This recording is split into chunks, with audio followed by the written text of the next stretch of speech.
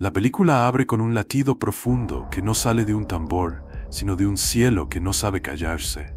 La cámara avanza entre granos de polvo de hielo que reflejan la luz como cuchillas minúsculas.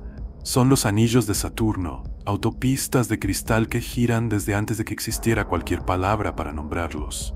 El plano se eleva y el planeta aparece entero, un ojo dorado a punto de parpadear. Y entonces el foco se clava en el Polo Norte, donde una tormenta poligonal gira sin marearse desde hace décadas. El hexágono no parece una nube, parece una decisión. Los vientos recorren sus lados como corredores penitentes, y el vértice que se abre hacia el vacío marca un compás que ninguna batuta humana podría sostener sin quebrarse. La voz del narrador no intenta domesticar el asombro. Declara apenas que en los años de las naves que se atrevieron a ir, los instrumentos registraron un murmullo eléctrico que los científicos llamaron emisiones de radio y los poetas canto. No hay contradicción. Lo que para el laboratorio es señal, para la imaginación es música. Los antiguos no escucharon esa frecuencia con antenas. La intuyeron en la tosudez del invierno, en la lección dura del límite, en la paciencia del tiempo. Por eso al titán que identificaron allá lo llamaron Cronos, y a su oficio le dieron el verbo que no admite sobornos: devorar. No devoraba hijos por crueldad de fábula, devoraba horas por naturaleza. Saturno, a su modo, no es un dios, es una medida. El montaje corta desde los anillos a una sala de museo en penumbra. Un arqueólogo despeja con un pincel el borde de una tablilla cuneiforme. Es una lista, un calendario de riegos, un contrato con la estación. Las marcas parecen hormigas ordenadas sobre barro, y sin embargo, en su economía late la misma obsesión: ponerle números a lo que se escapa. En otra vitrina, un disco babilónico de arcilla señala posiciones de estrellas con una exactitud que desnuda el malentendido de los siglos. No miraban el cielo para fantasear, lo miraban para sobrevivir. En la pantalla sin voz de los anillos, la misma diligencia mecánica, piedras milenarias que no chocan porque aprendieron a escuchar el ritmo del vecino. La cámara vuelve al hexágono y la geometría se vuelve personaje. Si el círculo es la promesa y la espiral, la aventura, el hexágono es el acuerdo. El agua caliente, agitada en un laboratorio terrestre con paciencia de monje, dibuja a veces esa misma figura. Cuando dos corrientes se encuentran en la proporción precisa, aparece la forma como quien se quita el sombrero. Los meteorólogos lo llaman estabilidad de fase, los iniciados en símbolos, sello. La voz en off pide precisión. No hay intención en un vórtice, hay leyes, pero cuando la ley es bella, el alma siente que alguien escribió bien. El tránsito del hexágono al cubo ocurre sin truco, como si un mago honesto mostrara sus cartas. La película superpone la figura aérea con su sombra en 3 dimensiones, y donde antes había 6 lados, ahora hay 6 caras. Un cubo. No un cubo cualquiera, sino uno que parece haberse mojado en noche, negro. La mente, ávida de soluciones rápidas, corre a atornillarle significados. El documental, paciente, prefiere historia. Explica con imágenes y pocas palabras que en la escuela universal de las formas, el hexágono y el cubo son parientes cercanos. La miel de las abejas adopta celdas de 6 lados porque ahorra esfuerzo. La sal precipita en cubos porque esa es la manera más honesta que tiene el sodio de acomodarse con el cloro. Una tormenta polar se obstina en 6 porque el flujo que la alimenta encontró esa danza y encontrándola, la repite. Un técnico de misión revisa una telemetría en un monitor descolorido. Las barras que suben y bajan no sugieren épica, pero guardan una noticia que los templos antiguos hubieran celebrado con campanas. El cielo también se disciplina. En una sala universitaria, la grabación del rumor saturnino se desacelera a frecuencias audibles, y lo que aparece no es un aullido, sino una textura. Los alumnos ríen por nervios. La profesora les pide que cierren los ojos y cuenten respiraciones. A la 5ª, el ruido deja de ser amenaza. A la 10ª, el pecho imita el compás. Sin decirlo, han comprendido que el eco del gigante no es un dictado, es una invitación a medir sin violencia. El capítulo se permite un regreso a la tierra de los nombres. Cronos con capa, Saturnus con ese labial, Shabbatai en la tradición hebrea, donde el sábado, día de detener, toma su descanso de ese planeta que engendra límites. El metal plúmbeo al que se asocia en viejos tratados alquímicos no simboliza veneno, simboliza gravedad. No la que atrae objetos, la que atrae responsabilidades. En todas las lenguas antiguas, al gigante se le atribuye el oficio de poner bordes. Cuando los bordes son prisión, lo odiamos. Cuando son contención justa, lo bendecimos. La voz en off se aleja un paso y recoge lo que hasta ahora fue insinuación. El cubo negro no nació de conspiraciones modernas ni de caprichos de secta. Nació de observar un cielo que enseña de manera severa pero elegante. La forma cúbica condensó, en piedra y madera, lo que sobre las nubes era danza a 6 compases. Arquitectos sin diploma, a orillas del Éufrates, levantaron altares cuya sobriedad no era pobreza, era homenaje a esa métrica. El plano muestra manos anónimas tallando caras planas con herramientas torpes. La belleza no depende del brillo, depende de la medida. Con delicadeza, el narrador corrige un exceso. En esta historia no hay una sola genealogía, hay hilos que se cruzan. Unos eligieron el cubo para celebrar el límite que protege, otros lo convirtieron en símbolo de control, otros, los menos visibles, lo usaron como recordatorio de que todo portal verdadero se camufla de obstáculo. El planeta gira sin opinar. El hexágono sigue allí, incansable, mientras abajo discuten su significado.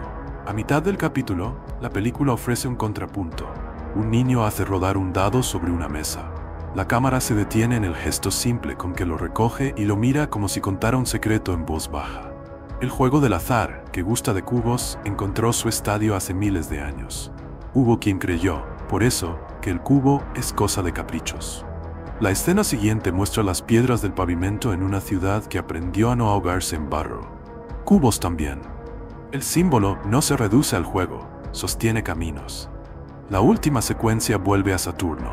Cassini, el nombre entra como quien agradece a un barco viejo, se precipita hacia el planeta al final de su misión y atraviesa el hueco entre los anillos como quien cruza una cortina sin rozarla. No lo hace por gesto teatral, lo hace porque es el modo más limpio de despedirse. En tierra, una sala entera contiene el aliento mientras la nave convierte su cuerpo en información.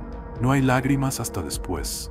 El eco que queda no es el rumor eléctrico, es la certeza modesta de que si la naturaleza tuvo paciencia para inventar hexágonos en el viento, a nosotros nos toca aprender a contar sin arrogancia. El cubo negro que veremos multiplicarse en piedras, logos o altares no será, desde ahora, un fetiche. Será la edición terrestre de ese eco. Un recuerdo de que el tiempo tan Saturno se domestica cuando uno decide mirarlo a los ojos. El amanecer cae sobre Mesopotamia como un telón que se levanta. En la terraza de un zigurat, astrónomos con túnicas que llevan el polvo de muchas noches estudian el horizonte. No esperan milagros, esperan repeticiones. Acostumbrados a registrar la puntualidad del planeta lento, aprendieron a traducir movimiento en lenguaje. Para ellos, la palabra cosmos no era el cielo en abstracto, era un tejido con puntadas firmes. El plano alterna sus rostros con líneas en tablillas, triángulos, series, marcas que parecen inocentes y son el acta de nacimiento de la arquitectura. Uno de esos sacerdotes cuya biografía nadie conocerá, deja de mirar puntos y traza figuras. Une posiciones, mide intervalos, escucha con los ojos. Descubre que algunas conjunciones dibujan hexágonos invisibles y que el invierno responde con su obediencia muerta a un compás que no inventó. A 2 niveles bajo la terraza, albañiles recortan ladrillos y levantan muros cuya cara decide la sombra que habrá al mediodía. Nadie les habló de geometría sagrada, la practican. La forma no es un lujo, es una herramienta para que el calor no mate. El cielo les enseñó que las figuras no son adorno, son defensa. El relato se desplaza a una sala contemporánea de experimentos. Un investigador dispersa arena fina sobre una placa metálica y hace vibrar el metal con una frecuencia exacta. La arena, obediente a la física que gobierna incluso cuando nadie mira, se aparta de ciertas zonas y se agrupa en otras, dibujando patrones que parecieran haber estado esperando ese campo armónico para existir. Surgen cuadrados, triángulos, rosetas y sí, hexágonos. La ciencia moderna llama esto cimática, los antiguos lo hubieran llamado evidencia. El cielo hablaba en formas entonces como ahora, pero hoy sabemos verlo en el laboratorio sin sacrificios. La cámara propone un juego de espejos. En la pantalla de la derecha, las figuras de arena que se ordenan. En la izquierda, mosaicos de templos babilónicos que repiten esas tramas a escala monumental. Si una frecuencia basta para ordenar granos, ¿qué orden pudo inspirar, durante siglos, una frecuencia que en la noche baja sobre las ciudades con la autoridad silenciosa de los planetas? No hace falta que nadie baje nada, los artesanos escucharon con las manos. La piedra negra pulida de algunos altares no era emblema de tinieblas, era un trípode de resonancia. Densidad que recibe y devuelve, cara a cara, el rumor del límite. La voz se vuelve guía de museo y de mercado a la vez. Recorre fenicios que cruzan el mar con cubos de basalto usados como contrapesos y luego como pilares. Egipcios que alinean patios para que el sol haga trucos honestos 2 veces al año.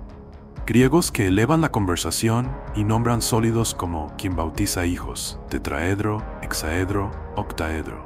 El cubo es el segundo de esa familia y según la tradición platónica sirve a la tierra. No porque sea tosco, sino porque su virtud es sostener. Los arquitectos del Partenón escondieron sus curvas en engaños ópticos. Otros, más al este, escondieron hexágonos en suelos que no invitan a mirar, invitan a caminar sin tropezar. En ambos casos, el cielo dicta una clase y la ciudad toma notas. Hay un momento donde la historia baja a una habitación mínima. Una mujer, en un desierto que no es de leyenda sino de comercio y rezo, coloca sobre una mesa de barro un prisma oscuro. No lo adora, lo usa como centro de gravedad. Con él calcula, negocia, bendice. En su gesto se resume un tránsito milenario. El símbolo dejó de pertenecer a un gremio de astrónomos para entrar en la vida doméstica. El cubo negro, primero altar y luego mesa, conserva su doble misión, recuerda el límite y se ofrece como portal. La voz lo explica con una imagen que no presume. Toda puerta verdadera tiene forma de borde. La película evita el anacronismo y la soberbia. No hay prueba de que los caldeos articularan en estos términos la relación entre el hexágono saturnino y la piedra cúbica, pero hay pruebas de su intuición feroz de que el cielo y la ciudad conversan en el idioma de las proporciones. Alguien compone una escena en la que el ritual de medir no es un sacramento extraño, sino una cortesía. Se mide el grano para que alcance, se mide el agua para que no falte, se mide la sombra para que el patio no asfixie. Esa práctica cotidiana, multiplicada por generaciones, talló una sensibilidad geométrica que con el tiempo encontró en el cubo negro un emblema de disciplina y hospitalidad a la vez. El documental cruza un puente hacia Grecia sin hacerse el refinado. Pitágoras se asoma atento en la esquina, no como gurú de póster, sino como testigo de una evidencia. El número no está en el pizarrón, está en el mundo. La tríada que hace sonar la cuerda, el cuadrado que hace estable el piso, el hexágono que se repite en panales y tormentas. Platón, que soñó ciudades perfectas, dio al cubo la tarea menos glamorosa y más necesaria: representar la tierra, la solidez, lo que no huye. Sabiendo o no de tormentas polares, dio en el blanco. El cubo es la forma que deja poco espacio a ilusiones y mucho a la precisión. Sus caras no distraen, sus aristas no engañan, su belleza es su honestidad. La secuencia vuelve al laboratorio de la cimática. Se sube una octava. La arena reorganiza su mapa y la figura anterior se complica sin perder claridad. El narrador se permite una inferencia sin dogma. El cielo, al subir o bajar de octava, reorganiza la ciudad. Cuando el mundo vibró a frecuencias de piedra, erigimos fortalezas. Cuando subió a frecuencias de vidrio, inventamos catedrales. Cuando la octava se hizo fiebre de carbón y acero, dibujamos ciudades en damero que prometieron eficacia y regalaron cansancio. El cubo, símbolo humilde del sostén, tuvo épocas en que sirvió de puerta y otras en que lo convertimos en cárcel. El cielo seguía hablando en formas, fuimos nosotros quienes variamos de oído. Para que el capítulo sea fiel a su promesa, no se queda en alta teoría. Muestra cómo las formas enseñan a la mano. Un cantero coloca la primera piedra de una casa mirando el sol y el viento. Si se equivoca en ese cubo inicial, toda la casa tendrá coraje de toro y delicadeza de jabalí. Un ceramista hace un cuenco cuya boca sugiere un hexágono apenas abierto. El té no se enfría tan rápido. Un maestro calígrafo, al firmar, encaja su nombre en un cuadrado imaginario y la firma respira. La geometría no es mística de salón, es oficio. Aún así, cuando el oficio se vuelve exacto, algo del cielo se cuela en la estancia y el día se vuelve más habitable. El cierre del capítulo regresa a la terraza del Zigurat. La noche cae de nuevo y Saturno, diminuto a simple vista, aparece donde debe. Nadie aplaude a una estrella por llegar puntual. Los sacerdotes anotan, los albañiles duermen, los niños sueñan con dados. La voz dice sin solemnidad: hubo un tiempo, siempre lo hay, en que el cielo hablaba en formas y la gente entendía. Entonces el cubo negro no era amenaza ni fetiche, era un recordatorio de que la vida se construye con bordes generosos y centros bien puestos. Y allá en el polo del gigante, el hexágono continúa su ronda como un metrónomo antiguo. No exige creencias, exige respeto. Con eso alcanza para empezar a escuchar de nuevo. Un laboratorio de piedra, un brasero encendido, una ampolla de vidrio que recoge las horas como si fueran un líquido que se puede decantar. El alquimista, más artesano que mago, observa el plomo que se funde y piensa en Saturno sin pronunciarlo. Sabe, desde el cuerpo, no desde el dogma, que hay momentos en los que el tiempo se vuelve denso, casi sólido, y que esa densidad adquiere forma. La cámara se acerca al banco de trabajo. Un cubo de basalto, opaco, sostiene el cuenco de metal. Nada se eleva sin un peso que lo ancle. Mientras sopla el fuego, el narrador murmura que los viejos tratados no hablaban de mal cuando nombraban al planeta lento, sino de gravedad moral. El arte de sostener, el examen que encoge lo innecesario y deja lo que dura. Llamaron a esa operación caída del tiempo. No una catástrofe, un descenso. El flujo invisible que al tocar la materia adopta aristas y se deja medir. Afueras de una ciudad portuaria, siglo incierto.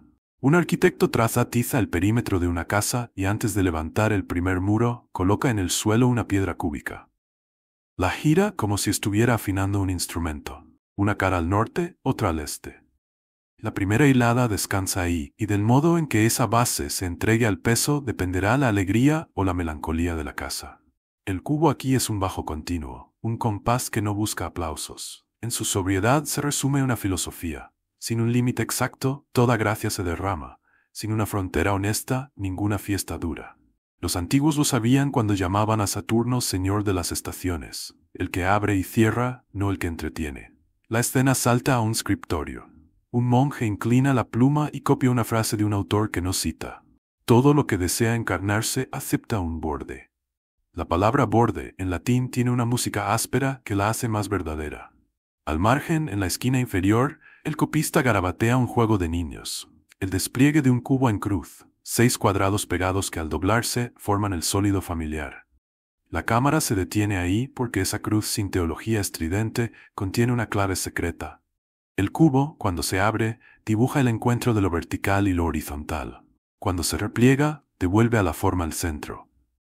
La caída del tiempo es eso, el momento en que lo vasto se acepta como figura. El minuto en que la inspiración deja de ser vapor y se convierte en tarea. Volvemos al cielo. Saturno tarda casi 30 años en completar una vuelta. Si la biografía humana tiene estaciones, es porque el cuerpo y el oficio sienten ese ciclo. No por superstición, por estadística íntima. La película nos hace acompañar a una persona en 3 momentos de esa curva. A los 30, el espejo deja de obedecer fantasías. La carrera, el amor, la casa, la salud, todo pide base.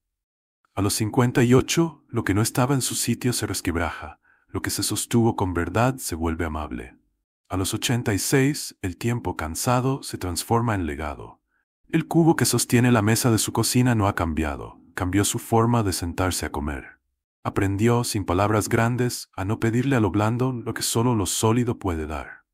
Las imágenes retornan al taller de los alquimistas, pero ahora el fuego está bajo, y el plomo, todavía oscuro, refleja un brillo que no le pertenece. Los tratados del arte decían entre líneas que dominar Saturno no era vencer una fuerza negativa, era hacerse digno de negociar con los límites, reconocer la medida antes de cantar, golpear la piedra hasta que revele su veta, no para humillarla, sino para descubrir por dónde quiere abrirse. El cubo negro, ese icono que generaciones tomarían por fetiche o por amenaza, nació de esta cortesía, convertir la austeridad del tiempo en un instrumento a favor de la vida. La propuesta hermética es práctica. Si el tiempo cae y se vuelve forma, la salvación no ocurre fuera del mundo, ocurre en la manera de usar el borde. El periodista que aprende a terminar a tiempo un artículo ha domesticado un trozo del titán. El médico que respira antes de dictar un diagnóstico convirtió un muro en puerta. El juez que redacta con claridad una sentencia volvió habitable la arista. Los sabios llamaron a esto polir la piedra bruta, no escultura ideal, carpintería aplicada a la biografía. Bajo esa ética, el cubo deja de ser mazmorra para volverse umbral. Lo que ayer te encerraba hoy te da forma. La matemática presta una metáfora limpia. De los 5 sólidos platónicos, el hexaedro, el cubo, es el que mejor apila el espacio sin dejar huecos. Esa cualidad discreta, redundante para el artista que busca curvas, es oro para el constructor que evita que el techo caiga sobre tu comida. Imaginen al mundo antiguo descubriendo esto sin las palabras que hoy usamos. Apilar sin desperdicio, sostener sin ostentar, ahorrar esfuerzo. La caída del tiempo fue, también, la invención de la eficiencia bella. Por eso el cubo, cuando se multiplica en la ciudad, puede ser hospitalidad o cárcel. La diferencia no la hace la forma, la hace el propósito. Una celda y una biblioteca pueden compartir planta. El deseo de quien la habita decide si esa arista encierra o enseña. El capítulo se aventura por un pasadizo más filosófico. La distinción entre Cronos y Kairos. El primero mide, el segundo significa. Los inicados que miraban el cielo sabían que no conviene oponerlos. El gran arte consiste en hacer que el Kairos, el momento oportuno, encuentre una casa en el Cronos. Ahí aparece el cubo como recipiente de gracia. Un compositor no espera al instante divino sentado en la ventana. Dispone la mesa, afina el instrumento, dedica horas, escribe escalas, y cuando la visita llega, la habitación no está llena de trastos. La caída del tiempo se vuelve hospitalidad para lo eterno. Si olvidamos eso, el titanio de la agenda nos aplasta y la inspiración huye por la rendija. Una secuencia breve, doméstica, hace visible el mapa. Un taller de lutería. Sobre el banco, una plantilla cuadrada con marcas invisibles al ojo laico. El maestro coloca una costilla de madera sobre la línea, ajusta, respira. No está atrapado por la cuadrícula, se sirve de ella. El violín que nacerá no será un cubo, pero su canto agradecerá a esa geometría más de lo que el virtuoso notará en el escenario. Esa es la caída del tiempo bien hecha. El límite que no grita y sin embargo sostiene el vuelo. El cubo negro de nuestra historia entonces no fue la invención de conspiradores o la coartada de un culto negro. Fue, y sigue viviendo como, un recordatorio de que cualquier obra que valga la pena necesita un centro de gravedad. Lo olvidamos en épocas de euforia, lo redescubrimos en temporadas de ajuste. Las civilizaciones que supieron conversar con Saturno hicieron de ese cubo una puerta. Las que lo odiaron o lo idolatraron sin comprenderlo levantaron prisiones. La diferencia se lee en la música de sus plazas. O hay espacio para la pausa, o hay ruido que impide escuchar el pulso de la vida. Hacia el final, el alquimista apaga su brasero. No convirtió el plomo en oro, convirtió la noche en orden. Limpia las herramientas, acaricia con la yema de los dedos el borde del cubo y apaga la lámpara. En el silencio posterior hay una enseñanza sin lema. Quien aprende a aceptar el peso justo, deja de temer al tiempo. Y cuando la vida se endereza en ese eje, el hexágono que gira allá arriba y el cubo que descansa aquí abajo cuentan la misma historia con dos acentos, el del viento y el del ep. La historia se abre en una costa púrpura, barcos fenicios balanceándose como péndulos en una rada perfecta, la espuma agitando cuerdas y ánforas, los mercaderes pesando el mundo en la balanza. Tiro, Sidón, Biblos, ciudades que aprendieron a escuchar no solo los rumores del mar, sino los del cielo. En un templo sin columnas solemnes, más almacén que palacio, reposa un prisma oscuro sobre un pedestal bajo. No es una estatua, es una herramienta sagrada. Los sacerdotes lo llaman, en su lengua, un betilo, casa de Dios o piedra que cayó. Su color no intimida, absorbe. A su alrededor, contratos y cánticos comparten aire. La contabilidad y la plegaria se dan la mano como si fueran rubros de un mismo libro. El cubo negro aquí funciona como sello, auténtica pactos, recuerda medidas, ata la ciudad a su cielo patrono. Como todos los sellos verdaderos, este no impone, certifica. La cámara se desliza desde el pedestal hasta la mesa, donde un escriba calienta lacre y estampa un cuño en una tablilla de cera. El relieve que queda exacto, con sus ángulos pequeños, condensa una historia más grande que el documento. Promete que la forma hará de frontera. En un mundo donde el comercio podía naufragar con la misma facilidad que los barcos, un sello era una promesa contra la intemperie. Cuando ese sello toma forma cúbica y negra, la promesa invoca la sobriedad de Saturno, no la de la avaricia, la de la contención que permite el intercambio sin saqueo. El relato se desplaza a Grecia y sin forzar parentescos, deja que los hilos se crucen. En Delfos, una piedra más huevo que cubo se pronuncia omphalos, ombligo. En su sombra, los peregrinos preguntan por destinos personales y políticas de ciudades. La piedra marca el centro del mundo simbólico. El cubo, en otras latitudes, marca el centro del mundo práctico. El sello de los titanes se ha vuelto multiusos. En unos lugares establece raíces, en otros abre encrucijadas. En todos, recuerda que el poder que no acepta el límite degenera. El mito cuenta que Crono, engañado por Rea, devoró una piedra envuelta como si fuera su hijo. Hay sabiduría en esa broma teológica. Ningún devorador puede distinguir en su hambre carne de roca. El que todo lo quiere, nada digiere. Frente a ese exceso, el cubo hace de antídoto. Contiene lo que vale, deja pasar lo que sobra. Roma entra con su disciplina de campamento. Trazan el castrum con cardo y decumanus, clavan estacas, nivelan. El foro guarda, enterrado y luego revelado por los siglos, su propio lápiz niger, piedra negra que concentra prohibiciones, nombres, quizá la sombra de un rey. Los juristas con su prosa hermosa no hablan de titanes, hablan de límites y derechos. El sello en ese idioma se hace ley. En el templo de Saturno se custodia el aerarium, el tesoro público, como si la ciudad intuyera que el dinero solo duerme tranquilo cuando un dios severo vigila. El sello de los titanes, traducido a administración, se vuelve reloj y arca, una geometría moral que evita que la abundancia se pudra. A la vez, lejos de los mármoles, marineros fenicios bajan de sus naves cubos de basalto que sirven para equilibrar cargas y luego, al tocar tierra extraña, ofician como altares. Ese doble uso, peso y centro, cuenta más que 1000 tratados. El cubo viaja como si fuera un pasaporte. En cada puerto su presencia certifica que el intercambio no anula la pertenencia. No es un dios trasplantado que exige culto.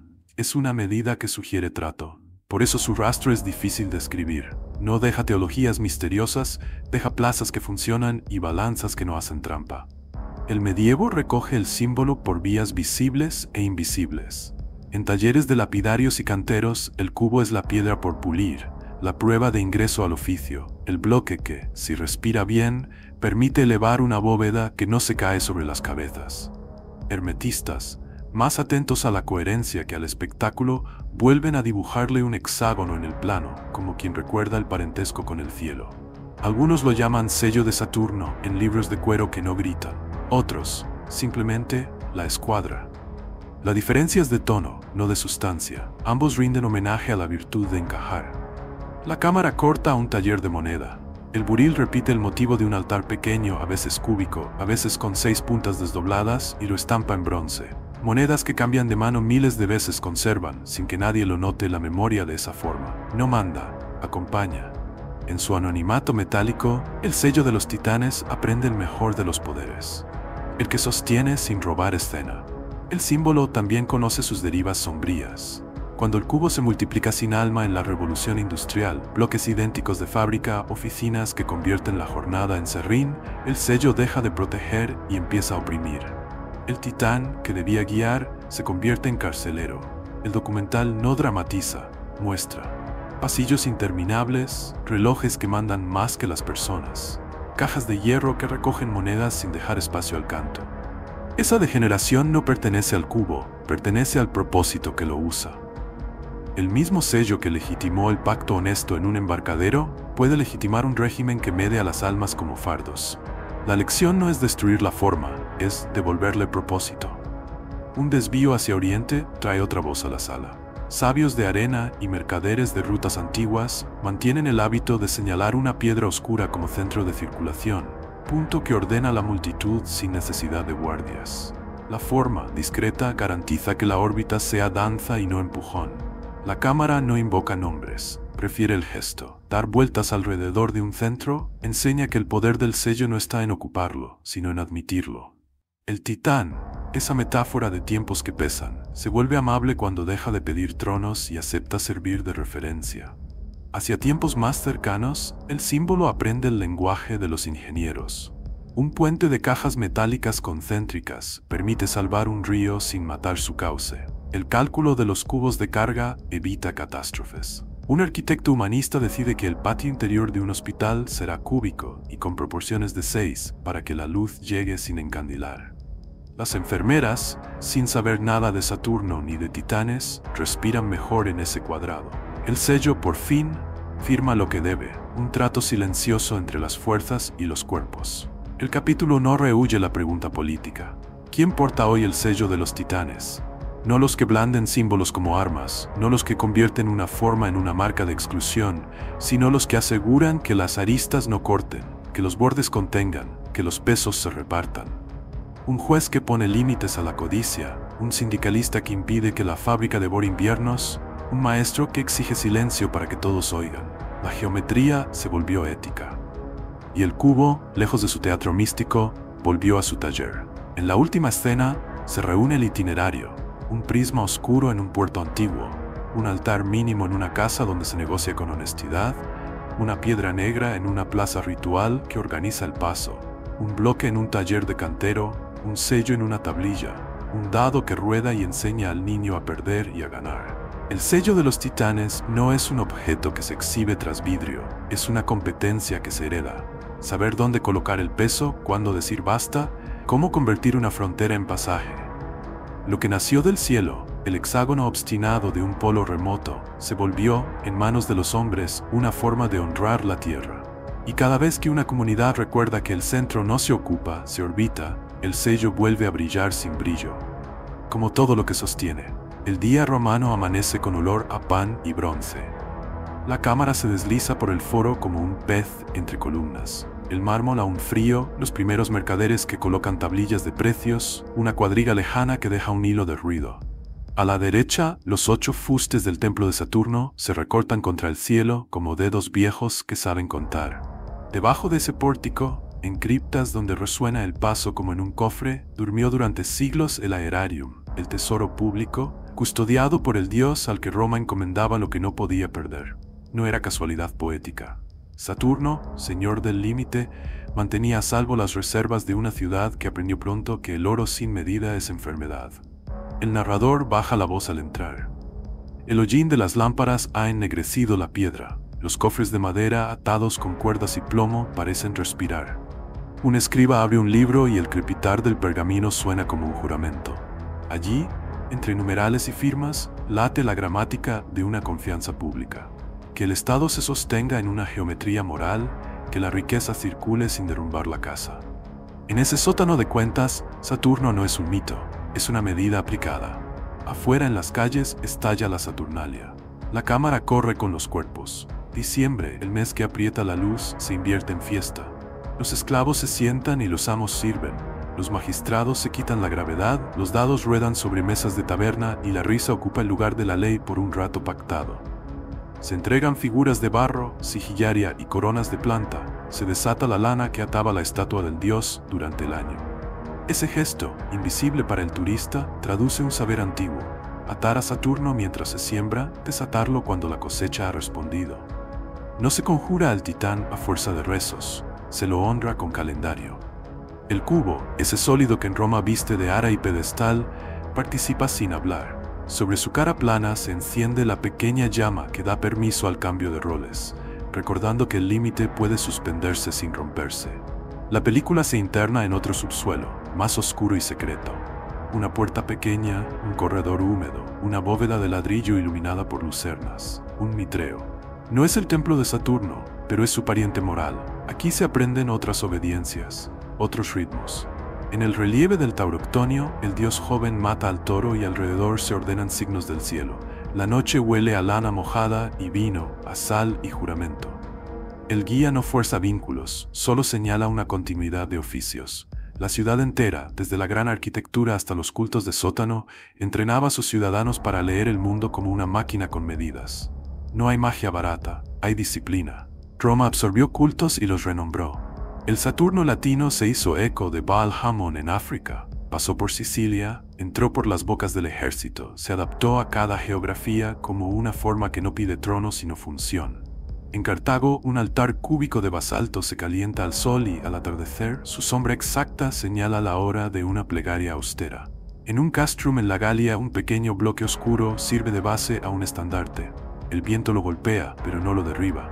En las villas patricias, el cubo se volvió mesa de sacrificio y en el patio de una domus, piedra de asiento donde se hace la contabilidad de la vendimia. El símbolo no vive en vitrinas, vive en la interfaz entre el cálculo y la ofrenda. El narrador nos lleva a un lugar que Roma misma olvidó hasta hace poco más de un siglo. El lápiz níger. Bajo una losa de mármol negro, Arqueólogos hallaron un recinto primitivo, un cipo con letras viejas como cuchillos, un texto que los eruditos aún mastican con cuidado. La escena se filma como un hallazgo policial, pinceles, hilos, fotografías, el pulso contenido de quien sabe que no está ante una figurita para la sala de estar, sino ante la sombra de una prohibición sagrada, un no pasar pronunciado por una ciudad que empezaba a descubrirse a sí misma. Nigra no es color de maldad, es color de advertencia. Allí donde Roma puso piedra negra, puso memoria y borde. El cubo, cuando emergía, hacía de estela que no llama sino recuerda. La ética del límite dejó su música en el derecho. El jurista traza con palabra recta lo que el cantero traza con plomada. Hasta aquí, no más, conmutación, equidad. Saturno, y con él el cubo, penetraron el latín hasta darle a sus verbos una marcha que todavía reconocemos en nuestros códigos. Por eso nos sorprende que al lado de cada altar florecieran objetos de conteo, tablillas con cuentas, pesas cúbicas, fichas marcadas. Roma aprendió a no temer al cuadrado, le ordenó la vida. Pero los romanos no confundieron el borde con la obra. El cubo ofrecía base, la fiesta y la belleza habitaban encima. La Saturnalia devolvía humanidad a la ecuación. Recordaba que el límite existe para proteger la alegría, no para sofocarla. En un patio de Trastevere, la cámara se detiene sobre un dado que rueda y, milagrosamente, no cae de la mesa. Lo recoge una mano con suciedad y ternura. En esa yema que toca los puntos nacidos de un patrón de 6 se condensa, sin gramática, la pedagogía del dios. Aceptar que el azar requiere marco, que la risa necesita hora de inicio y hora de cierre, que la libertad sin bordes se convierte en ruido. Un corte nos lleva a un taller de monedas. El buril muerde el bronce, repite en pequeño el cuadrado solemne del ara. Monedas que pasan de mano en mano, que viajan con tropas, que compran trigo y pagan sueldos, que suenan en los templos y en las tabernas, que caen al suelo y ruedan hasta la alcantarilla. Todas ellas llevan, en su diseño, la síntesis del pacto. En una mesa de magistrados, un cubo de madera sirve de urna. Dentro caen los votos, fuera se escucha una ciudad que elige. El objeto insiste, contén para que exista, limita para que dure, sé sobrio para que la abundancia no se pudra. El documental no edulcora. La misma forma que sostiene puede asfixiar si se la absolutiza. En los fondos de algunas insulae, el cubo se multiplica hasta deformar el aire. Dormitorios estrechos, patios cuadriculados donde la luz llega cansada, oficinas donde la repetición vacía el oficio de sentido. Ese abuso, sin embargo, no proviene del símbolo, proviene del corazón de quien lo explota. El cubo se vuelve prisión cuando el poder olvida para qué lo convocó. Roma, maestra de esta doble lección, mantuvo durante siglos una conversación tensa entre contención y exceso. Cuando ganó la primera, construyó. Cuando ganó el segundo, se desbordó. Hacia el cierre, la cámara vuelve a los pilares del templo. La luz de la tarde convierte la piedra en miel. Un guía levanta a un niño para que toque el fuste. La mano pequeña palpa el frío y después busca, sin saber por qué, el borde del basamento. Lo recorre. La cámara fija ese gesto como el verdadero sacramento civil. En la noche la Saturnalia se apaga. El dios vuelve a atarse con lana. El aerarium cierra sus cofres. Un centinela pasa la mano por el cubo que sostiene su antorcha. No le pide protección, le da gracias por el equilibrio. Roma ha sobrevivido un día más sin perder su medida. Y en ese agradecimiento sin palabras, el culto del dios oscuro muestra su secreto. No obliga, instruye. El mapa cambia de textura. La piedra blanca cede al ocre. La brisa marina se convierte en viento caliente que lija la piel. La línea del horizonte deja de ser estatua y se vuelve promesa. Una caravana dibuja puntos en la arena como si bordara un texto que el sol lee sin cansarse. Los camellos balancean el mundo con paciencia milenaria. Los mercaderes hablan en voz baja para no gastar agua. Por la noche, el cielo es una inundación de agujeros de luz. En ese techo incandescente, Saturno tarda en moverse, pero se deja reconocer. Lo miran ojos que conocen rutas y estrellas con igual competencia. La cámara alcanza Petra al amanecer. La garganta se abre como un párpado y aparece el tesoro, que no es tesoro sino fachada. Más arriba, donde los turistas rara vez suben, los nabateos dejaron signos que no piden cámaras. Petilos, piedras sagradas erigidas a cielo abierto para señalar presencia. Algunas son prismas toscos que el sol vuelve negros por las tardes. Otras bloques cúbicos tallados con un cuidado que habla de oficio y respeto. Dushara, el dios local, fue representado a menudo por un bloque sin rostro. no porque despreciaran la forma humana, sino porque intuyeron una verdad que nuestros capítulos han perseguido. Lo real, antes de cualquier máscara, se presenta como medida. El guía coloca la palma sobre un betilo y se queda en silencio. La piedra devuelve calor, como si hubiera estado pensando. En torno, canales de agua labrados en la roca relatan el ingenio que permite ciudades en regiones que el mapa quiere llamar imposibles. Geometría otra vez como sacramento.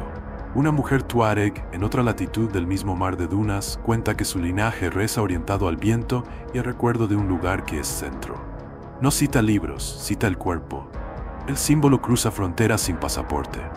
En oasis y bazares, prismas oscuros sirven de altar y de peso, de mesa para el trato y de piedra para la plegaria. El cubo que conocimos en Fenicia y Roma cambia de lengua sin cambiar de oficio. Organizar la vida en torno a un centro que no se ve, pero se siente. El desierto, con su gramática de escasez, afina la lección. Allí donde falta casi todo, la forma importa más. Un bloque mal dispuesto puede truncar una ruta, una sombra mal calculada puede arruinar un pozo. El cubo no es capricho, es supervivencia bella. El relato se acerca con respeto a un recinto que el mundo entero ha aprendido a nombrar con reverencia. Una casa cúbica, cubierta por un manto negro, se alza en una explanada donde el cielo y la tierra se encuentran por costumbre y no por excepción. El movimiento alrededor, un río humano que orbita, establece una coreografía que solo puede leerse con humildad. La guía no reduce ni compara, constata. Para millones, ese cubo no es geometría ni herencia de dioses antiguos, es epicentro de obediencia a Dios único, memoria de un pacto, casa de una piedra que la tradición describe como caída del cielo. Su color no significa tiniebla, significa inclusión. El negro contiene todos los colores. La vuelta que los fieles realizan no es danza astronómica, es servicio. Y sin embargo, para un ojo entrenado en ver cómo la forma ordena, esa órbita coincide con una intuición ancestral. Lo humano, para no perderse, necesita centros. El narrador recuerda que las culturas, como los ríos, confluyen y se separan. Hubo en Arabia, antes del monoteísmo consolidado, piedras sagradas, betilos, altares modestos que señalaban lugares donde lo invisible se concentraba. Pero confundir continuidad formal con equivalencia teológica sería ignorancia o mala fe. La cámara mantiene su ética, describe sin invadir, sugiere sin forzar. Lo que aquí ocurre no desciende de Saturno. Desciende de una revelación y de una historia sagrada que se sostiene por sí misma.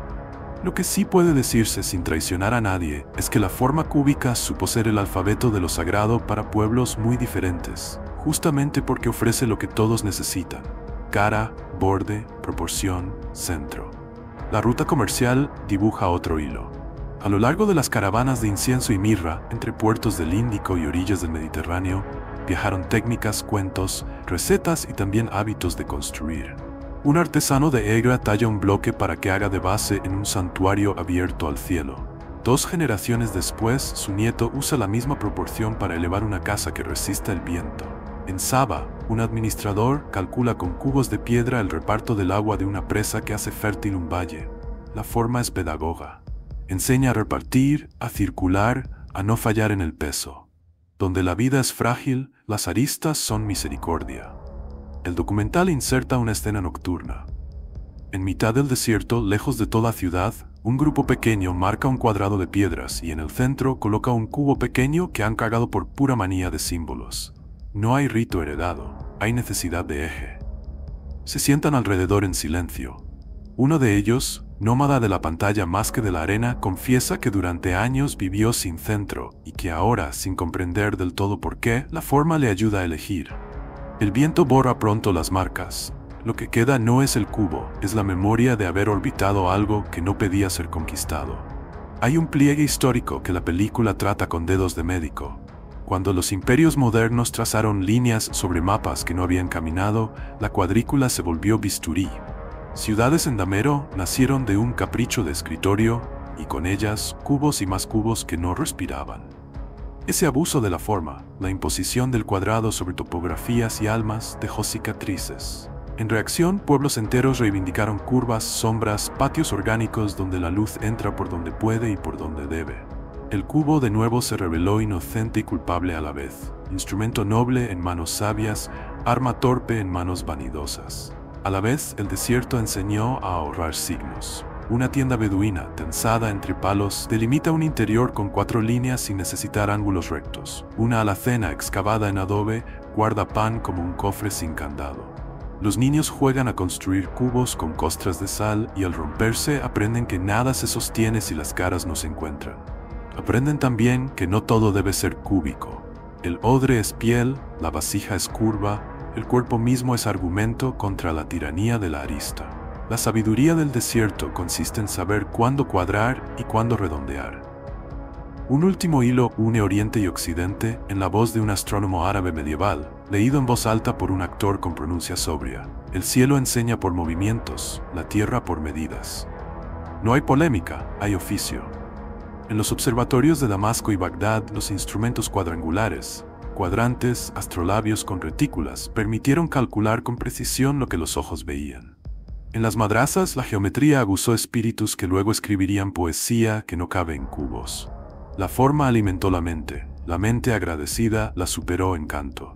El capítulo concluye con una panorámica lenta. A un lado los cubos silenciosos de Petra al atardecer, al otro la multitud que orbita un centro consagrado con una devoción que detiene el tiempo. Entre ambos, caravanas, pozos, plazas, patios, altares, cofres.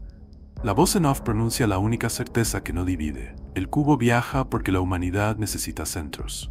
A veces esos centros son contables, a veces son incalculables. Cuando olvidamos su rumor, la vida se desmigaja. Cuando lo recordamos, incluso el desierto parece una biblioteca. Saturno, mientras tanto, gira a su ritmo antiguo. Desde la oscuridad amable de su hexágono, no reclama autoría de nada. Deja que cada pueblo traduzca en su propia lengua la única lección que importa. Pone el peso donde corresponde, y el mundo, agradecido, te devolverá un camino.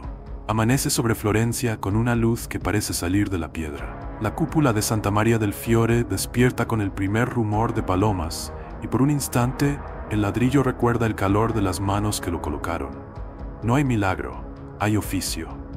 Brunelleschi, que ya no está pero todavía respira en cada hilada, imaginó un cascarón imposible y lo sostuvo con secretos visibles. En el andamio de su memoria, la cámara se acerca a una piedra de base, un paralelepípedo oscuro que recibe peso sin hablar. Los aprendices lo llaman simplemente el dado, la pieza que asegura la vertical antes de que el arco intente el cielo. El renacimiento, antes que teoría, fue esta cortesía con el ángulo recto, valerse del cubo como compás silencioso para que el vuelo no mienta. En un claustro vecino, León Battista Alberti sostiene delante de un grupo de jóvenes una tablilla con retícula. La finestra aperta, dice, es una ventana abierta al mundo y al mismo tiempo una confesión de medida. Perspectiva no es truco, es una ética. Las líneas de fuga, obedientes como soldados y suaves como cintas, corren hacia un punto que no existe y sin embargo gobierna.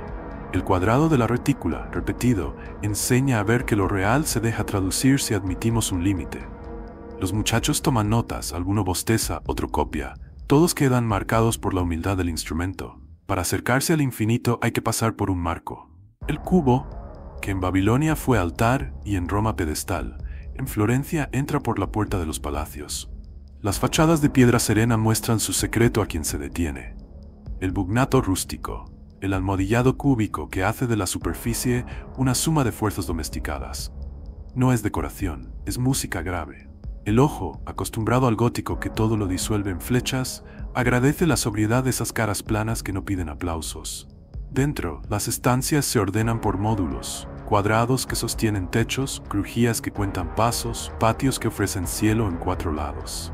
En el corazón de la casa, una mesa maciza concentra la vida. La familia gira sin saberlo en torno a su cubo doméstico como los planetas a su rumor. Dürer lejos, en Nuremberg, afila un buril mientras la tarde pesa. En su taller huele a aceite de linaza y a pensamiento. La plancha de melancolía Yu espera. La figura alada que mira sin ver con una paciencia que corta está rodeada de herramientas. Compás, regla, escalera, campana, balanza, reloj de arena. Arriba un murciélago sostiene en la boca una cinta con el título de la obra como si masticara la noche.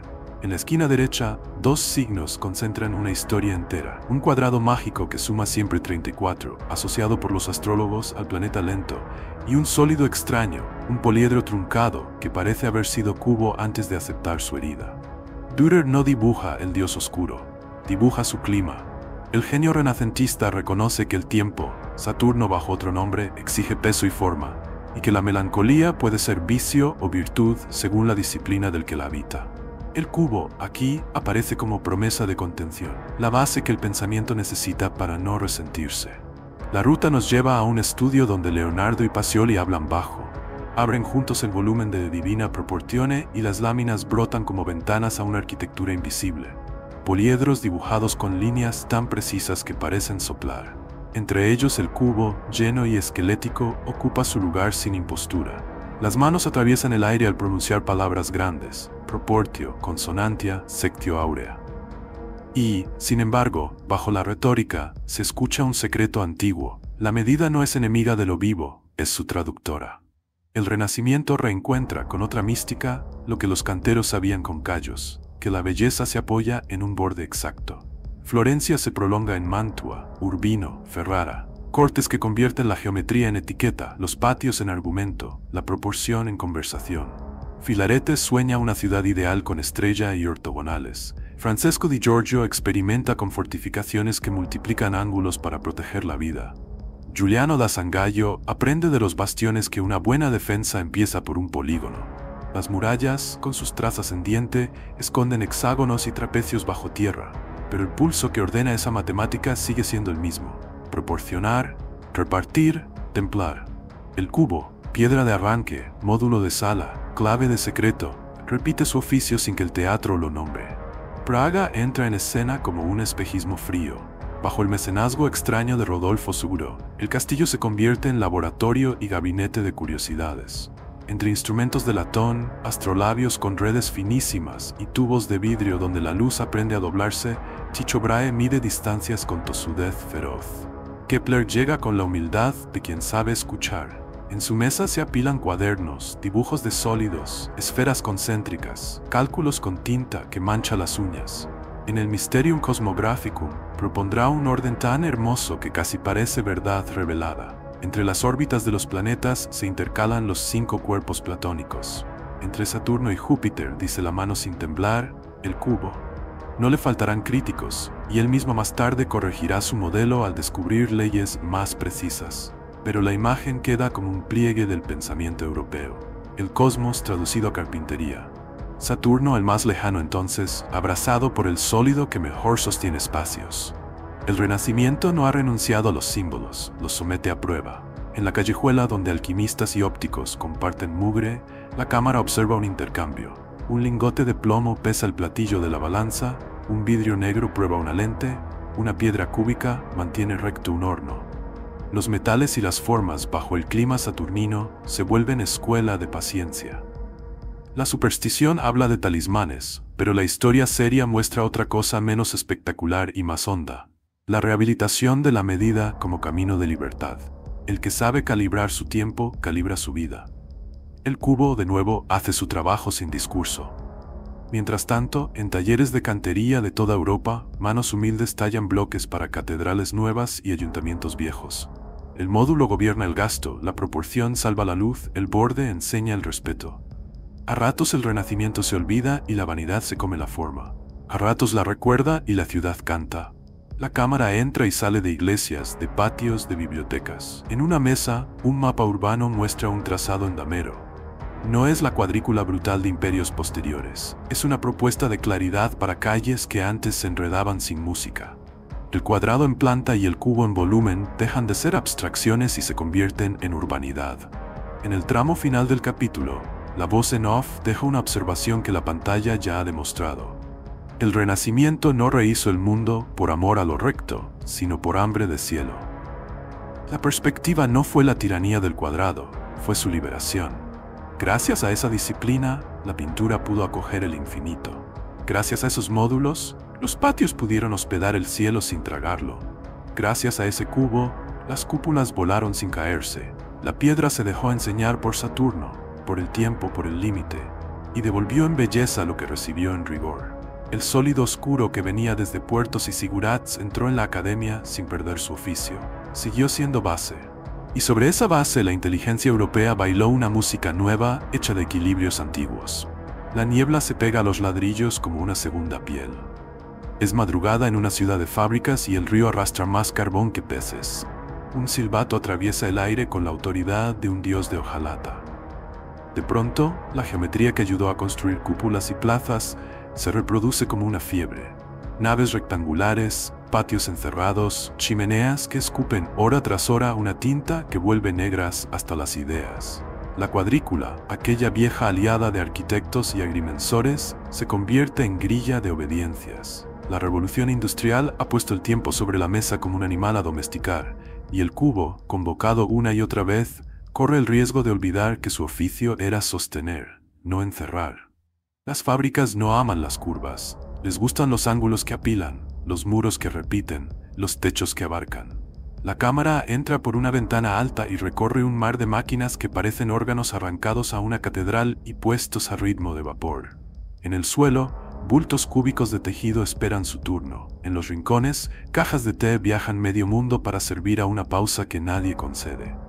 El reloj cuelga como un juez. Saturno, traducido a horario, dicta con manecillas la moral del día. El cubo, multiplicado, se vuelve módulo de jaula. Taller, almacén, oficina, dormitorio. La vida aprende a dividirse en compartimentos, y en esa disciplina nacen bienes y nacen fatigas que tardarán en tener nombre. Una niña sube una escalera recta con un cubo de madera entre las manos. No contiene agua, contiene pedazos de carbón que deja en una caldera. El gesto no es símbolo, es supervivencia. Sin ese combustible, la ciudad se paraliza. Con él, se ennegrece. Afuera, los bloques de viviendas baratos, tenements, se apilan como si alguien hubiera mal entendido a Alberti y creyera que la retícula debía aplicarse a la respiración.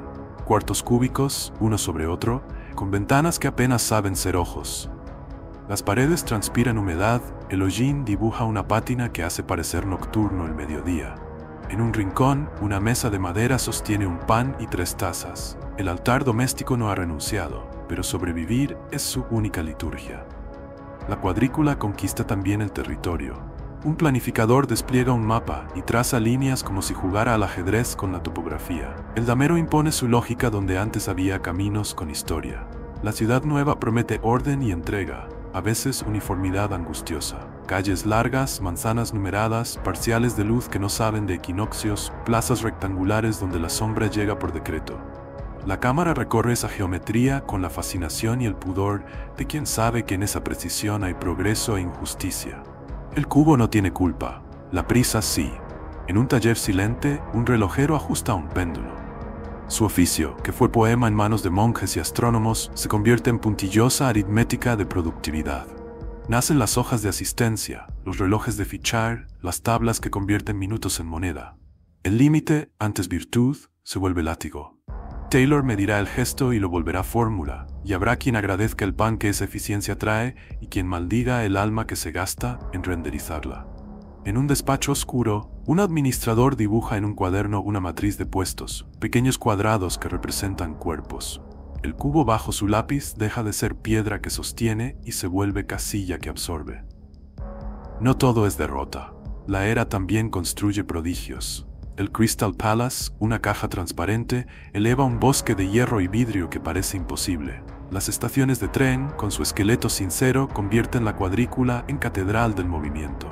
El tejido cúbico del almacén permite alimentar ciudades enteras sin hambre bíblica. El laboratorio, espacio cuadrado, por excelencia, hace de la mesa una trinchera contra la superstición. Y sin embargo la sombra persiste. El hollín, negro de Saturno sin poesía, cae sobre cornisa y corazón. Las campanas de la productividad suenan bonito hasta que ya no se oyen risas debajo. El capítulo toma un desvío hacia el panóptico. Aunque su planta general sea un círculo, las celdas son cajas pequeñas que disciplinan cuerpos y horas. El ojo central, invisible y posible, gobierna a base de suposiciones. La geometría, que en el Renacimiento ordenaba la mirada para abrir ventanas al mundo, aquí la somete para cerrarlas. El límite deja de ser borde de hospitalidad y se convierte en frontera de miedo. Los muros rectos enseñan lecciones distintas según quien los trace.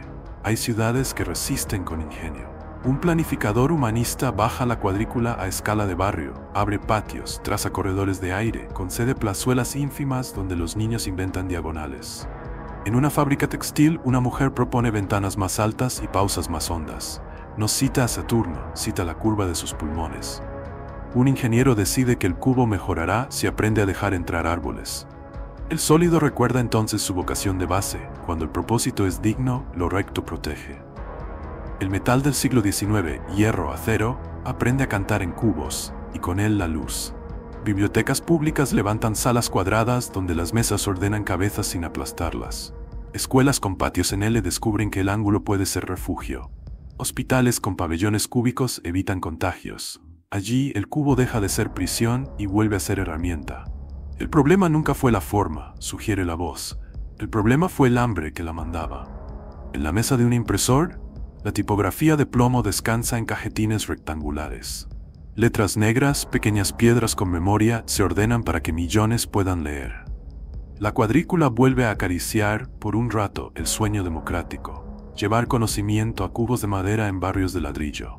En el andén de una estación, un reloj marca con puntualidad absurda la llegada de un tren que trae pan y cartas. El tiempo, el Saturno traducido al siglo, se deja querer cuando su latido alimenta y comunica, cuando humilla, sangra, cuando sirve, sostiene. La revolución industrial deja al irse una estela que todavía respiramos. El cubo quedó pegado al mundo como un hábito. Aprendimos a vivir en cajas apiladas que llamamos hogar, a trabajar en cajas abiertas que llamamos oficinas, a movernos en cajas sobre ruedas que llamamos vagones. El siglo siguiente intentará liberar esas aristas con vidrio, hormigón, luz y teoría. A veces lo logrará, a veces no. Pero aquí, en esta estación de humo y hierro, el símbolo pasa una prueba cruel. No siempre fue puerta, a veces fue pared. Recordarlo es la única vacuna contra su abuso. El capítulo acaba en un tejado plano. Un obrero, después de su turno, se sienta sobre un borde con una fiambrera en las manos. Come con una dignidad sin discurso. Mira el cielo que la fábrica le ha robado y recupera. En el mordisco, un centro que no depende de arquitectos.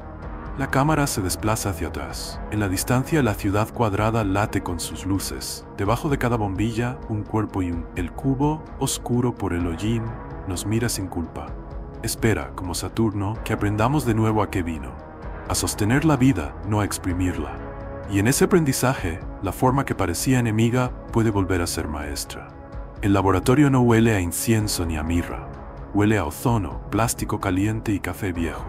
Una pantalla muestra un planeta que gira como un trompo cansado, pero cuando la imagen hace zoom, el cansancio se convierte en vértigo. En el polo norte de Saturno, un polígono perfecto gira con la terquedad de un mantra.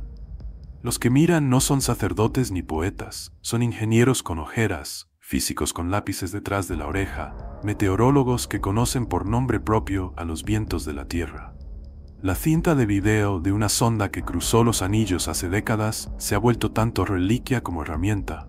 Se repiten fotogramas, se limpian ruidos, se ajusta el contraste hasta que el hexágono se planta, sin pedir perdón a nadie, en el centro de la sala. La primera vez que llegó, fue recibido con prudencia, quizá un artefacto de la óptica, quizá una casualidad atmosférica.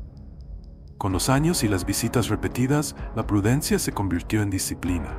Si está ahí una y otra vez, es porque obedece a leyes. Si obedece a leyes, puede pensarse. Si puede pensarse, entonces el asombro no se reduce, se afina. El aire en la sala se espesa de conversación. Los fluidos de Saturno no son como los de aquí. La gravedad, la composición, la temperatura, todo conspire para que el polo sea un laboratorio que ningún humano podrá pisar. Sin embargo, una verdad humilde se abre paso. Al cambiar la escala, la música sigue siendo música. En un tanque giratorio, sobre una mesa que vibra como un corazón artificial, un investigador inyecta tintes y crea corrientes opuestas. La frontera, asusada a la velocidad justa, se destrenza y se recompone, y durante unos segundos, como una flor que se abre en cámara rápida, brota un hexágono. No es idéntico al de Saturno, no podría serlo, pero su insistencia rota como si, al fin, la naturaleza estuviera dispuesta a decir: no hay conspiración, hay mecánica, no hay capricho, hay estructura. El polígono no es un símbolo que cayó del cielo, es un acuerdo de fuerzas que, puestos en cierta danza, prefieren esa figura. En otro cuarto, más silencioso, alguien reproduce el rumor de radio captado por las naves cuando pasaron cerca del gigante. La señal, traducida a frecuencias que la oreja humana puede hospedar, no suena a canto de sirena ni a sirena de fábrica, suena a textura. A unos les parece viento, a otros metal. Uno de los estudiantes dice que se siente como si alguien estuviera lijando el tiempo. La profesora sonríe sin condescendencia y los convida a un truco viejo. Pongan la mano en el pecho y respiren al compás. A la tercera exhalación, el ruido deja de ocupar la sala y empieza a habitar el cuerpo con la cortesía de lo que es más grande que uno. No hay mística secreta, hay pedagogía. El planeta, al emitir, está diciendo que sus vientos y su magnetismo se llevan bien con la idea de ciclo. Donde hay ciclo, hay número. Donde hay número, hay puente entre poéticos y físicos. La ciencia retorna entonces a una vieja conversación con la geometría. El cubo, ese sólido que parecía reserva de canteros y arquitectos, vuelve a asomar en pizarras donde hace décadas solo figuraban integrales. El hexágono, si se extruye en altura y se obliga a rotar, recuerda a un cubo que gira. Nadie en la sala confunde proyección con causa. Todos aceptan, sin embargo, que la relación de parentesco vuelve útil un lenguaje que parecía agotado. Se desenrollan diagramas, se buscan soluciones de ecuaciones de Navier-Stokes en regímenes que la Tierra no alcanza, se programan simulaciones que pasan la noche masticando variables mientras el personal duerme. A la mañana siguiente, los píxeles devuelven pequeñas victorias. Flujos que se encerraron en un polígono, meandros que encontraron 6 estaciones, vórtices que no quebraron el borde. Si la poesía del pasado dijo sello de Saturno, la física de hoy traduce jet polar con inestabilidades de fase fija.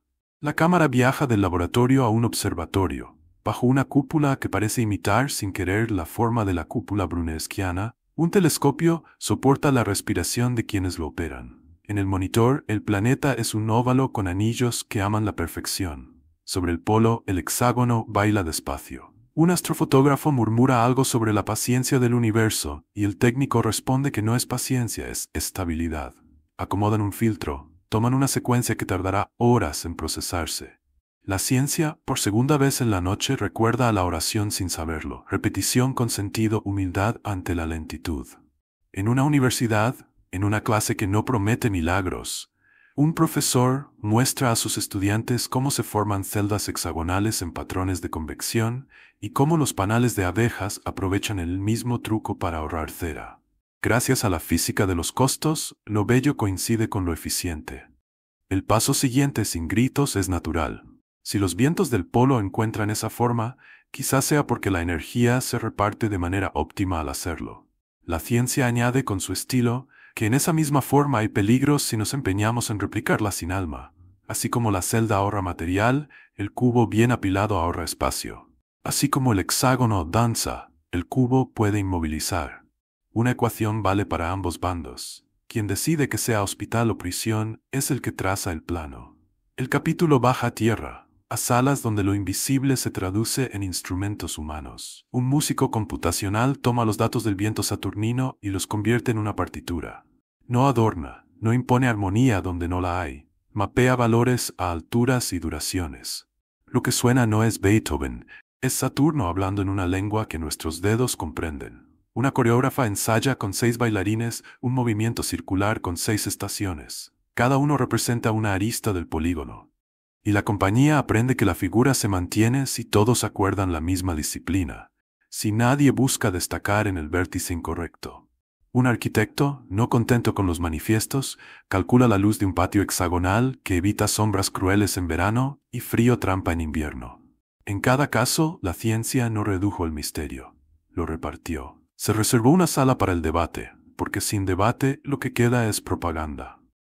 Una filósofa de la ciencia recuerda que la tentación simbólica es fuerte y que en tiempos de ansiedad, el cubo negro se ha usado para conspiraciones que no merecen la respiración.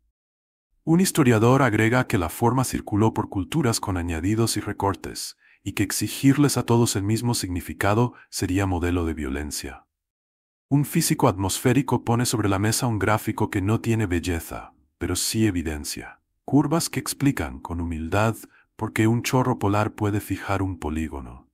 La conversación no es un ring, es un taller. Se aceptan límites, se consiente que una metáfora pueda ser útil sin volverse dogma. Se acuerda que no renunciaremos a la poesía para quedarnos con el dato, ni a la responsabilidad para quedarnos con el símbolo. La ciencia, en su mejor momento, devuelve la cámara a la misión que puso ojos allí. En el control de una sonda, el día que se eligió la caída controlada, hubo aplausos sobrios y un silencio de templo. La nave se hizo ceniza para no contaminar lunas que podrían hospedar agua secreta. El último paquete de datos llegó como la carta de un amigo que sabe despedirse. Nadie dijo la palabra cubo. Nadie necesitó decirla. Bastaba con mirar el hexágono desde arriba, una última vez, y admitir que la realidad hace tiempo había dictado su poema. La ciencia no redescubrió el misterio para volverlo objeto de culto. Lo redescubrió para enseñarnos a hablar con él de adulto a adulto. El final del capítulo es una sala de clase común, con luz de tarde. En la pizarra alguien ha dibujado un hexágono y un cubo, y ha escrito debajo dos frases: estabilidad y sostén. Los estudiantes salen y los borran para hacer sitio a otras cosas. La esponja gotea sobre la repisa, una gota cae, se expande en círculo, se suma a otra, forma un borde. Las formas no piden permiso para existir, existen. La ciencia, habiéndoles recuperado la dignidad, nos devuelve el resto de la historia. Lo que hacemos con ellas depende de nuestra hambre. Si deseamos control, repetiremos cajas hasta olvidarnos del cielo. Si deseamos medida, construiremos casas que sepan hospedar la noche. Saturno seguirá bajo su hexágono, recordando que hay vientos que solo se calman cuando aceptan una figura. La ciudad despierta sin concierto, y sin embargo, cada quien tiene su compás. Una mujer abre la ventana y ofrece su cara a un aire que no tiene nombre. Un panadero golpea con los nudillos la base de una hogaza para oír si canta. Un estudiante traza en el margen de su cuaderno un cuadrado que luego rellena sin razón aparente. Nadie piensa en Saturno, nadie piensa en geometría, y aún así, la forma los ronda. El cubo interior no se levanta con piedras ni se talla en obsidiana. Se cultiva como se cultiva una paciencia. Es el arte, antiguo como los anillos y nuevo como una mañana, de dotar a la propia vida de un centro de gravedad que no humille y de unas caras que no corten. No es refugio escapista ni mantra para memes, es un oficio. La primera cara se despierta cuando uno decide poner el peso donde corresponde. Un cirujano que apoya los dedos sobre la mesa antes de abrir un cuerpo, una maestra que apaga el teléfono antes de escuchar a una niña, un juez que reparte la tarde entre expedientes según urgencias reales y no caprichos de su agenda. No hay ritual exótico, hay un acuerdo con el límite. Esa cara del cubo interior se llama medida. A fuerza de usarla, uno aprende a distinguir entre lo que sangra y lo que grita, entre lo que pide y lo que manipula, entre lo que puede esperar y lo que, si espera, lastima. La medida es un don si llega, pero más a menudo es ejercicio. Fallar y corregir hasta que la plomada vuelva a marcar vertical. La segunda cara aparece cuando la vida, que adora desordenar, pretende convertirnos en pieza de cualquier máquina. Un programador mira su semana, y en lugar de llenarla de cajas de tareas, deja huecos para que entre lo inesperado. No por romanticismo, por inteligencia. Un enfermero que podría endurecerse por defensa decide cada mañana recordar el nombre de al menos 3 personas distintas antes de entrar al turno. Un tendero que aprendió el precio de cada cosa, vuelve a hablar con su hijo en la trastienda como si el reloj no existiera. Esa cara del cubo interior se llama centro. No es el lugar donde me pongo para dominar, es el lugar desde donde sostengo sin quebrarme. El centro no pide trono, pide eje. La tercera cara se activa cuando el mundo externo nos vende cajas ajenas. Edificios de oficinas con líneas perfectas prometen eficacia, planillas promesas de control total, agendas la fantasía de encerrar el tiempo. El cubo interior aprende a negociar, sí a la herramienta, no a la esclavitud. Una arquitecta que diseña viviendas sociales decide que cada bloque tendrá un patio y que la brisa encontrará cómo atravesar, porque la geometría sin aire enferma. Un gerente responde a la tentación de medirlo todo con una política que mide lo que importa, y lo demás lo conversa. Un médico, esclavo de historias clínicas, mira a los ojos antes de escribir. La cara del cubo interior que asoma allí se llama hospitalidad. Se abre lo suficiente para que el otro exista, se cierra lo suficiente para que uno no se disuelva. La cuarta cara es la que más tarda en pulirse, la del silencio que sostiene. No se trata de callar por cobardía o resignación, se trata de saber cuándo no añadir ruido. Un músico que sabe tocar cada nota decide durante una pieza no tocar, y la música agradece con una respiración que se escucha. Una madre aprende a no responder el primer impulso y deja que una mirada haga lo que 1000 palabras romperían. Un activista entiende que un descanso a tiempo salva un movimiento que la urgencia perpetua destruiría. Esa cara no tiene brillo, tiene hondura. En ella, el cubo interior se oscurece sin volverse tiniebla, absorbe la luz para devolvérsela luego en su proporción. Queda la cara del coraje y la de la compasión, que rara vez se muestran separadas.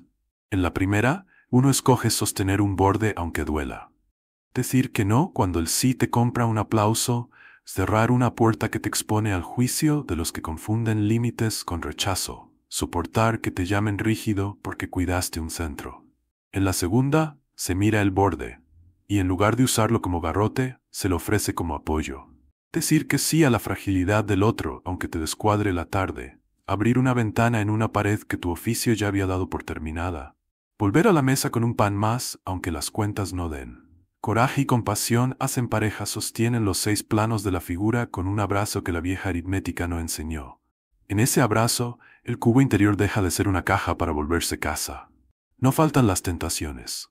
Una, antiquísima, confundir el borde con la identidad y convertir el cubo interior en fortaleza paranoica.